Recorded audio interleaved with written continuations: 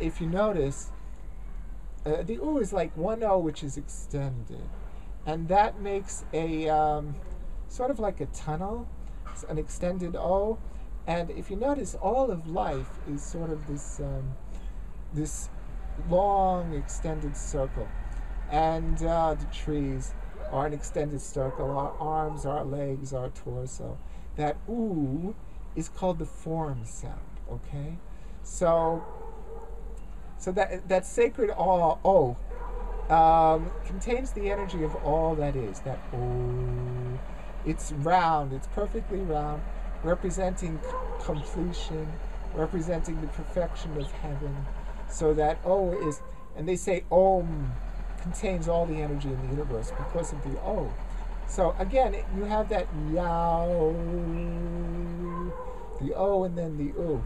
The U, taking the energy of the O, which is whole, okay, which is all things, which is whole, taking that energy of the U, of the O, and narrowing it into the extended tunnel form of the U, which is called the form sound. And in Ekankar, one of the great mystery schools, they say that the whole world was built from the Hu. One tradition of the Hindus is that the world came from the Om, that O, and then the M grounding it. But in Ekankar, they say that the world was created from the sound of Hu or Hu, another version, which is why you hear Hu in many aspects of nature. They say the wind and so on.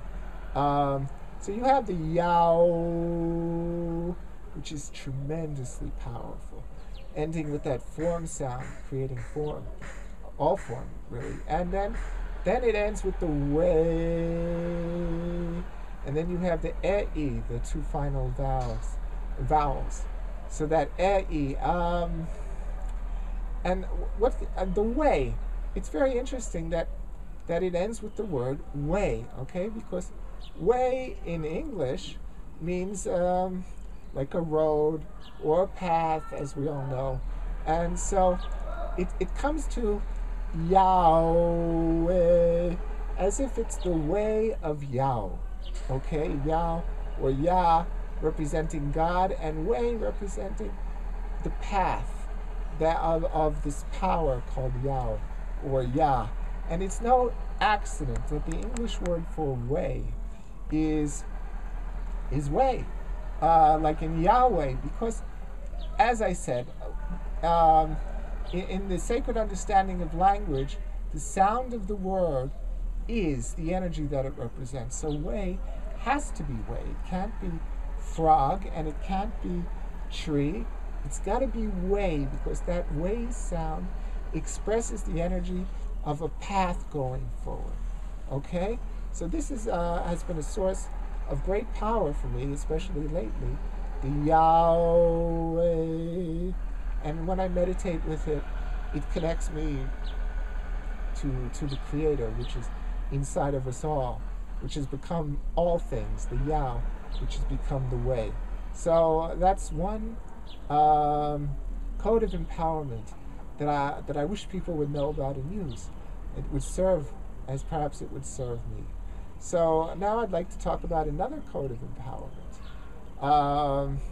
And this comes from, it comes from the ancient Egyptian mystery schools. And I heard it discussed on a cassette of somebody called Frederick von Murer. Okay?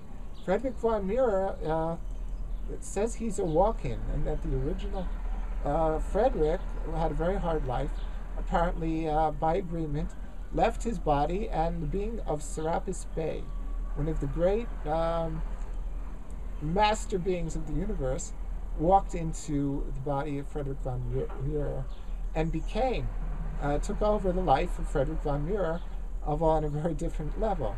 This whole story of Frederick is discussed in the one-time famous book, Aliens Among Us by Ruth Montgomery, which maybe is out of print, but was a very popular book back in the 80s. So, nevertheless, whether that be so or not, he gives an ancient Egyptian code that the priests would use, and that the priest would meditate. Again, it's a code of the vowel sounds, the sacred sounds that unify all people, the sacred sounds that we all have in common. So here it is, quite simply. It goes like this. I, O, E, I, Om. I, O, E, I, O, Om. I, O, E, I, O, Om. Okay? And again, with this amazing, say, I feel the power vibrating in my body right now. With this amazing mantra, it is said, Friedrich von Mira claims, that it was known to activate all of the chakras. And frankly, I feel that right now, just from those 3 times. So let's look at this sacred vowel mantra from Egypt. And what do we see? I see, again, 2 basic waves in the I, E, O, U, E, which is the first part. And again, that I, it goes like this. I, it's broken sort of, that I is broken into 2 parts. I, O. So you have the I, E, which makes I, okay? That I, really, it's no accident that the English word I is the English word I, because it takes that life sound, the ah, and it grounds it into the compact, which is the E, okay? That I, okay? That's why the English word I has to be the English word I. It can't be sky or wall. It has to be I, because that sound contains the energy of the thing, which is I, or me. So anyway, the first wave of the mantra, I, O. For me, the I is I. It's me. Okay? It's like that I in the beginning makes it personal. It's like it makes it my personal blessing. For me, it's I, me, and with it, I'm blessing the world with the O, the I, O. I'm blessing the world with that O, U, okay?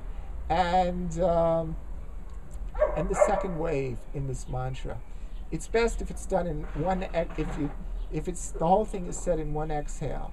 But if you don't have the power of breath at the beginning, it will give you the power of breath. The longer I say it, the more powerful my breath becomes, and the stronger I become. So, I, O, first wave. And then a repetition of the beginning theme. Only instead of A, E, it's now E, A. Okay? It's just a reverse of the beginning. So now the second part goes E, A, O, Om. E, A, O, Om. The second wave, but best with one exhale, as I said. And here again, the whole thing. I, O, E, I, O, Om. I, O, E, I, O, Om. I, O, E, I, O, Om. I, O, E, I, O, Om.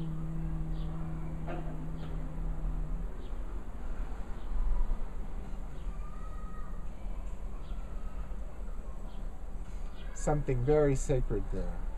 My body is just pulsing with energy. And it really, somehow, it rings of Egypt and the mystery of Egypt. And so looking at the second wave,